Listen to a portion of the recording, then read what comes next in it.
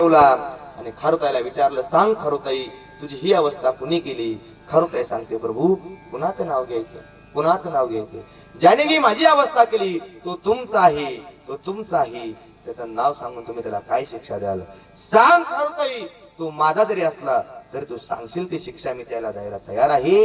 फक्त तू सांग तुझी ही अवस्था कुणी केली? नाव विलादास्तव खारुताई हनुमंतरायचं नाव घेते.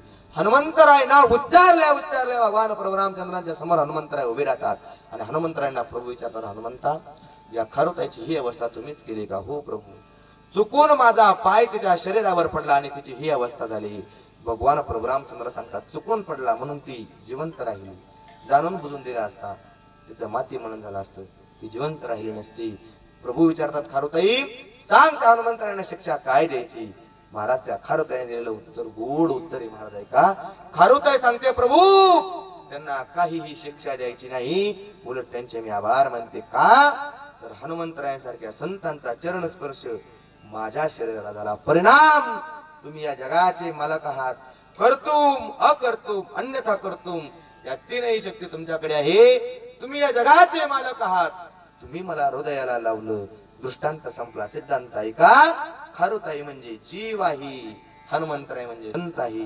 आणि ज्यांनी खारुताईला हृदयाला लावलं तो देव, भगवान प्रभू रामचंद्र म्हणजे देव आहे.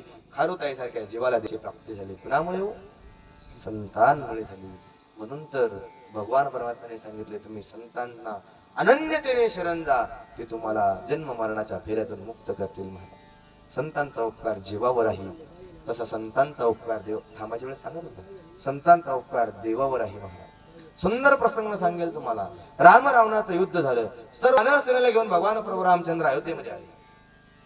ज्याचा ज्याचा जसा जसा अधिकार होता, अधिकार परत्वे त्याला त्याला ते बक्षीस दिलं. सर्वांना बक्षीस दिलं महाराज, पण हनुमंतरायांना काहीच बक्षीस दिलं नाही.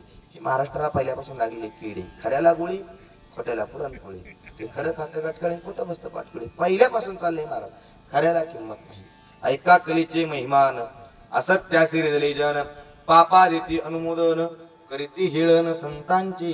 ज्याने मंदिराच्या पायापासून कळसापर्यंत पाणी मारलं ना सर, शेवटच्या दिवशी त्याचा सत्कार करणं राहून जातो. हे पहिल्यापासून चालत आले महाराज.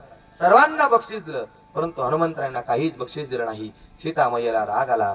मैया प्रभूंना म्हणते, प्रभू आतापासून इथपर्यंत कारकीर्ती ज्यांची आहे त्यांचा